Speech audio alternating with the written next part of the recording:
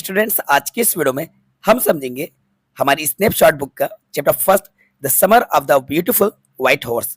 तो वीडियो को स्टार्ट से लेकर एंड तक जरूर देखिएगा, क्योंकि स्टूडेंट्स आज मैं आपको इस स्टोरी को वर्ड टू वर्ड हिंदी में एक्सप्लेन कराने वाला हूँ। चलिए वीडियो को शुरू करते हैं। This story is about two poor Armenian boys who belong to a tribe whose hallmarks are trust and honesty. तो बच्चों, ये जो कहानी है ये दो गरीब बच्चों की है, गरीब लड़कों की है जो कि कजिन होते हैं और एक ट्राइब से बिलोंग करते हैं। इनका ट्राइब ट्रस्ट और ऑनेस्टी की वजह से जाना जाता है। बच्चों, ट्राइब का मतलब होता है a group of people that have same language and same custom. ठीक है, इसी को कहा जाता है ट्राइब। तो आज जो स्टोरी को हम समझने वाले हैं ये दो गरीब लड़कों की है। ये आपस में कजिन है, ये एक ट्राइब से बिलोंग करते हैं और इनका ट्राइब ट्रस्ट की वजह से और ऑनेस्टी की वजह से फेमस है। ईमानदारी की वजह से और ट्रस्ट की वजह से इनके ट्राइब को पहचाना जाता है। ठीक है, इस स्टोरी में ये दो लड़के हैं। एक का नेम है आरम, जो मैं आपको भी स्टार्टिंग में ही बताता हूं। सेकंड जो नेम आने वाला है वो है मुराद। ठीक है, आरम और मुराद ये टू बॉयज है, ये दोनों आपस में कजिन है। आरम जो है इस स्टोरी का नरेटर है, इस बात को याद रखिएगा। आरम इस स्टोरी को नरेट कर रहा है। अब हम इसको रीड करते हैं और समझते हैं। One day back there in the good old days when I was 9 and the world was full of every imaginable kind of magnificent and life was still a delightful and mysterious dream, my cousin Murad, who was considered crazy by everybody who knew him except me, came to my house at 4 in the morning and woke me up, tapping on the window of my room. अब इसको समझ लेते हैं। One day back there मतलब कि एक दिन की बात है उन ओल्ड डेज की, मतलब कि ये अपने लाइफ के पुराने दिनों को याद करता है, उनको रिकॉल करके कहता है one day back there in the good old days, उन पुराने दिनों में जब मैं 9 साल का था। यानी कि यहाँ पे आई जो है ये आरम है। ठीक है, आई आरम है, आरम ही इस स्टोरी को नरेट कर रहा है।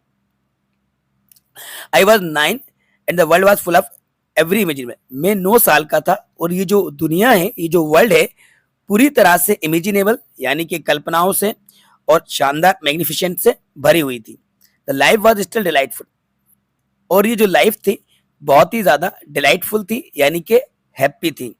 एंड मिस्टीरियस ड्रीम, और रहस्यमय सपने थे। My cousin Mourad who was considered crazy, मेरा जो कजन मुराद है जिसे क्रेजी समझा जाता था, जिसे क्रेजी माना जाता था बाय एवरीबडी, हर एक इंसान मुराद को क्रेजी मानता था। हु न्यू हिम, जो भी उसको जानता था, एक्सेप्ट मी, मेरे अलावा। बच्चों, एक्सेप्ट मतलब होता है इन एडिशन टू, यानी कि आरम बोलता है मुझे छोड़कर बाकी हर एक इंसान मुराद को पागल समझता था, क्रेजी समझता था। केम टू माई हाउस, यानी कि मेरे घर आया। यानी आरम कह रहा है कि मुराद मेरे घर आया कितने बजे? सुबह के 4 बजे, 4 AM में, सुबह के 4 बजे मुराद आरम के घर आया। एंड वोक मी अप, और विंडो को टक टक करके मुझे जगा दिया। मेरे रूम की जो विंडो थी उस विंडो को टक टक करके मुझे जगा दिया। आरम ही सेड, उसने कहा, आरम I jumped out of bed and looked out of the window, और मैं बेड से उठा और विंडो से मैंने बाहर देखा। आई कुडंट बिलीव व्हाट आई सा, मुझे इस बात पे भरोसा नहीं हुआ जो कुछ मैंने देखा। इट वाजंट मॉर्निंग येट, अभी तक सुबह नहीं हुई थी, but it was summer and white day back, summer का टाइम था और जो दिन निकलता है, not many minutes around the corner of the world, it was light enough for me to know I wasn't dreaming, कि मॉर्निंग होने में कोई ज्यादा मिनट्स नहीं रह गए थे, कुछ मिनट्स बाद सुबह होने वाला था, लाइट आने वाली थी, तो मैं कंफर्म कर लिया कि मैं कोई सपना नहीं देख रहा था। इट आई वाजंट ड्रीमिंग, यानी कि मैं कोई सपना नहीं देख रहा था, खुली आंखों से मैंने जो कुछ देखा वो सच था। My cousin Mourad was sitting on a beautiful white horse, मेरा कजन मुराद एक ब्यूटीफुल व्हाइट हॉर्स पर बैठा हुआ था। तो मुराद किस पे बैठा हुआ था? एक सुंदर से सफेद घोड़े पर बैठा हुआ था। उस हॉर्स पे बैठकर ही वो आरम के पास आता है। I stuck my head out of the window, मैंने खिड़की से अपने सर को बाहर निकाला। एंड रब्ड माय आईज, और अपनी आईज को रब किया। Yes he said in Armenian, it is a horse, उसने आर्मेनियन लैंग्वेज में कहा, हाँ ये हॉर्स है। यू आर नॉट ड्रीमिंग, आप सपना नहीं देख रहे हो। Make it quick if you want to ride, जल्दी करो अगर आप हॉर्स की सवारी करना चाहते हो, घुड़सवारी करना चाहते हो तो फटाफट तैयार हो जाओ, जल्दी से आ जाओ। ये मुराद आराम से कहता है। I knew my cousin Murad enjoyed being alive more than anybody else who had ever fallen into the world by mistake. मैं अपने कजन मुराद को जानता था, वो अपनी लाइफ को पूरी तरह से एंजॉय करता था। हर एक वो इंसान इस जो वर्ल्ड में आया है सबसे ज्यादा मुराद अपनी लाइफ को एंजॉय करता था। But this was more than even I could believe, लेकिन इस बार जो कुछ उसने किया इस पे मुझे भरोसा नहीं हो रहा था कि मुराद ने तो कुछ बढ़कर ही ज्यादा कर दिया। The first place my earliest memories had been memories of horses and my first longings had been longing to ride. तो पहले जो मेरी मेमोरीज थी वो मेमोरीज हॉर्स के लिए थी और मेरी जो लॉन्गिंग थी वो लॉन्गिंग हॉर्स को राइड करने की थी। This was the wonderful part. In the second place we were poor. ये एक बहुत ही अच्छा लाइफ का पार्ट था कि मैं हॉर्स को राइड करना चाहता था, लेकिन दूसरी तरफ हम गरीब थे। वी वर पुअर यानी कि इनका जो ट्राइब था, ये ट्राइब क्या था? गरीब था। This was a part of that wouldn't permit me to believe what I saw. इसी वजह से जो कुछ मैंने देखा उस पर मुझे भरोसा नहीं हो रहा था क्योंकि गरीब थे। वी वर पुअर, हम गरीब थे। वी हैड नो मनी, हमारे पास पैसे नहीं थे। क्या नहीं थे? पैसे नहीं थे। ये सब आराम सुना रहा है ना। और whole tribe was poverty stricken, हमारा पूरा का पूरा जो ट्राइब था वो गरीबी में जिंदगी जी रहा था। Every branch of the Garoghlanian family was living in the most amazing and the comical poverty in the world. अब बच्चों ये जो गारोगलिनियन है इनके ट्राइब का नेम है, इसको अंडरलाइन कर लीजिएगा। इनका जो ट्राइब है इस ट्राइब का नेम था गारोगलिनियन।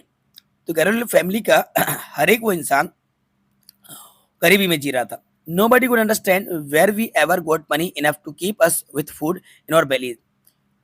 Nobody could understand, कोई भी नहीं समझता था कि हमें पैसा कहाँ से मिलेगा अपने पेट में फूड भरने के लिए।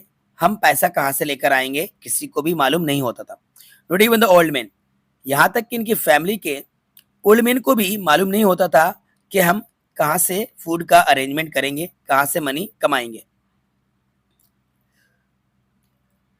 मोस्ट इंपॉर्टेंट ऑफ ऑल, दो we were famous for our honesty, लेकिन हम सब में सबसे ज्यादा खास बात ये थी कि हम अपनी ईमानदारी की वजह से फेमस थे। We were famous for our honesty, तो किसकी वजह से फेमस थे? ईमानदारी। We had been famous for our honesty for something like 11 centuries. तो 11 सेंचुरीज से ईमानदारी की वजह से हमारे ट्राइब को जाना जाता था और हमारे जो एंसेस्टर थे वो भी ईमानदार हुआ करते थे। Even when we had been the wealthiest family in what we like to think was the world, we were proud, first honest, next and after we believed in right and wrong. अगर हमारी family में कोई family पैसे वाली होती तो उसमें भी सबसे पहले जो प्रायोरिटी देते वो हम ऑनेस्टी को देते हैं कि क्या राइट है क्या रॉन्ग है, यानी कि अमीर होने के बाद भी घमंड नहीं करते, प्राउड नहीं करते, ऑनेस्ट रहते हैं। None of us would take advantage of anybody in the world, let alone steal. हम में से कोई भी किसी का फायदा नहीं उठाता और ना किसी के साथ चीटिंग करता और ना कभी कोई चोरी करता।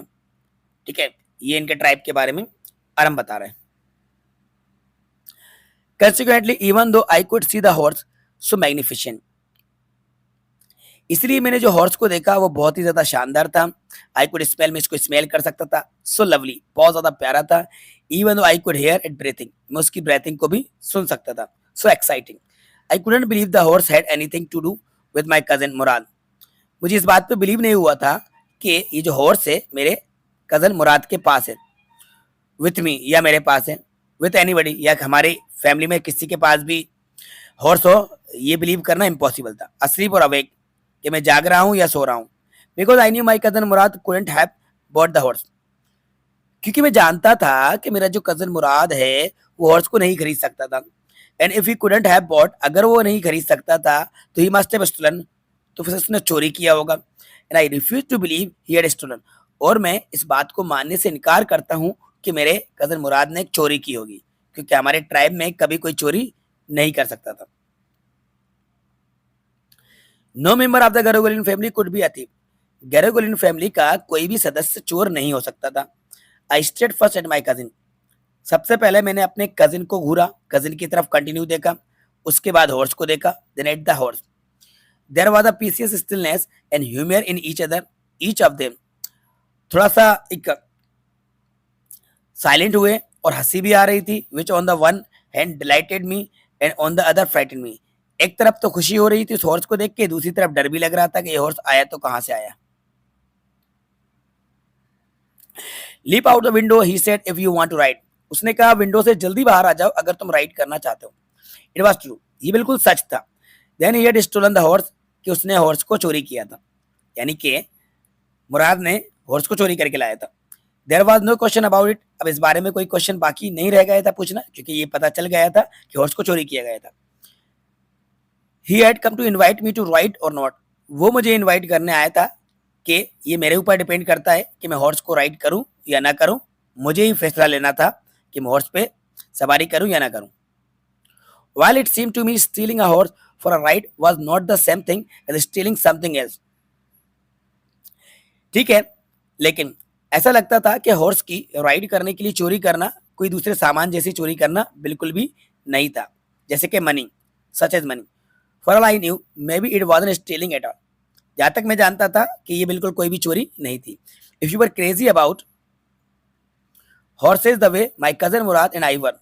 अगर आप हॉर्स के लिए क्रेजी हैं और हॉर्स की चोरी राइड करने के लिए की जाए तो ये कोई चोरी नहीं कहलाएगी। It wasn't stealing. It wouldn't become stealing until we offered to sell the horse, which of course I knew we would never do. इसको चोरी तब तक नहीं कहा जा सकता है जब तक हम इस हॉर्स को किसी दूसरे को सेल ना कर दें, और ऐसा हम कभी नहीं करेंगे, यानी कि इसको सेल नहीं करेंगे। Let me put on some cloth I said. मैंने कहा कि मुझे जल्दी से कुछ कपड़े पहन लें दो। ऑल राइट, ठीक है, ही सेड बट हरी। उसने कहा ठीक है लेकिन जल्दी करना। आई लीप्ड इनटू माय क्लॉथ। मैंने फटाफट अपने कपड़े पहने।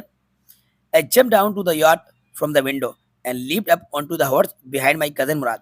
मैं जल्दी से विंडो से बाहर आया और उसके बाद अपने कजन मुराद के पीछे हॉर्स के ऊपर बैठ गया। That year we lived at the edge of town. उस साल हम टाउन के किनारे पर रहते थे। एज मतलब होता है किनारा, तो टाउन के किनारे पर हम रहा करते थे। ऑन वॉलनट एवेन्यूज, वहां पे वॉलनट एवेन्यूज थे। बिहाइंड हाउसेस, हमारे घर के पीछे। कंट्री साइड वाइन यार्ड, यानी कि अंगूर के बगीचे थे और कट इरिगेशन डिचेज, और खाइयां थी। कंट्री रोड्स थे। Less than 3 minutes we were on Olive Avenue. कम से कम 3 मिनट में हम ऑलिव एवेन्यूज पर पहुंच गए। Then the horse began to trot. उसके बाद हॉर्स टोट करने लगा। टोट करने लगा मतलब कि स्लो चलने लगा। उसने अपनी स्पीड को थोड़ा स्लो करा। The air was new and lovely to breathe. Air बहुत ही लवली थी। The feel of the horse running was wonderful. जब हॉर्स जो चल रहा था तो हॉर्स की जो टकटक की चाल थी वो बहुत ही ज्यादा वंडरफुल लग रही थी। My cousin Mourad who was considered one of the craziest member of family began to sing. मेरा कजन मुराद, जिसको फैमिली में सबसे ज्यादा क्रेजी मेंबर माना जाता था, क्रेजीस्ट मेंबर माना जाता था, वो गाना गाने लगा। I mean he began to roar. मुझे लगता है कि वो रोर करने लगा, यानी कि दहाड़ने लगा। Every family has a crazy streak in it somewhere. हर एक फैमिली में एक क्रेजी प्रवृत्ति का इंसान होता है, और मेरा जो कजन मुराद है, my cousin Mourad was considered the natural descendant of the crazy streak in our tribe. कि हमारे कबीले में कोई ना कोई एक ऐसा होता है, और ये जो मुराद है ये भी वैसा ही है। Before him was our uncle Khosrove, an enormous man with a powerful head, a black hair and the largest moustache in the San Joaquin valley. इससे पहले हमारे जो अंकल खुसरोब थे। अब अरम इस स्टोरी को नरेट कर रहा है, मैं आपको बार बार याद दिलाता हूँ। तो अरम क्या बोलता है कि हमारे जो अंकल खुसरोब थे वो एक इनॉर्मस मैन थे, पावरफुल उनका हेड था, ब्लैक उनके हेयर थे, बड़ी बड़ी उनकी मूछें थी। सेंट जोकिन वैली में अ मैन सो फ्यूरियस, एक इंसान जो बहुत ही ज्यादा फ्यूरियस हो, बहुत ही ज्यादा गुस्सा होने वाला हो, इरिटेबल हो, चिढ़ने वाला हो, इम्पेशेंट हो, और जो किसी को भी बात करते हुए रोक देते थे। Stop anybody from talking. हर एक इंसान को बात करते हुए रोक देते थे और उस पर टूट पड़ते थे और क्या बोलते थे, it is no harm pay no attention to it, ये इनका फेमस डायलॉग था। इस सेंटेंस को वो बोलकर किसी को भी चुप कर देते थे। It is no harm pay no attention to it, इसको अंडरलाइन कर लीजिएगा, बार बार आएगा। That was all, no matter what anybody happen to be talking about, इसी वजह से किसी की भी हिम्मत नहीं होती थी कि वो उनके सामने बात करे और वो बात करने से रोकते थे। Was it was his own son Arak running 8 blocks to the barber shop where his father was having his master's trimmed to tell him their house was on fire. अब एक बार अंकल खुसरो का बेटा आरक 8 ब्लॉक के distance से दौड़ता हुआ barber की shop पे आता है जहां पर अंकल खुसरो अपनी मस्टेज को सेट करा रहे थे, ट्रिम करा रहे थे, और वहां के अपने फादर को कहता है कि अपने घर में आग लग गई है। Their house was on fire, यानी कि अंकल खुसरो के खुद के घर में आग लग रही है। This man are Khosrove set up in the chair, अभी ये जो मैन है ये अपनी चेयर को सेट करते हैं और अपने बच्चे से वे कहते हैं it is no harm pay no attention to it, ये वही डायलॉग बोलते हैं। अब सोचो कैसे पागल इंसान होगा। It is no harm pay no attention to it. The barber said, barber ने कहा कि but the boy says your house is on fire, कि लड़के ने कहा कि आपके खुद के घर में आग लगी है। सो खुसरो रोड, खुसरो उसके ऊपर भी झपट पड़ते हैं, टूट पड़ते हैं और बोलते हैं enough, it is no harm I say, मैंने कहा ना ये कोई नुकसान नहीं है। ठीक है बच्चों, तो ये था पार्ट 1। पार्ट 1 मैंने आपको एक्सप्लेन करा दिया है, जल्दी ही इसका पार्ट 2 लेकर आने वाले हैं। तो पार्ट 1 में हमने हाफ स्टोरी को एक्सप्लेन करा दिया है, वर्ड टू वर्ड एक्सप्लेन करा दिया है, अब थोड़ा बहुत रह गया है तो पार्ट 2, तो जल्दी हम पार्ट 2 लाएंगे और पार्ट 2 लाकर इस स्टोरी को एक्सप्लेन कराएंगे। तो बच्चों उम्मीद करते हैं वीडियो आपको पसंद आई होगी, तो वीडियो को लाइक जरूर कीजिएगा, अपने सभी दोस्तों के साथ ज्यादा शेयर कीजिएगा, यदि चैनल पर नए हैं चैनल को सब्सक्राइब भी कर लीजिएगा। Thanks for watching.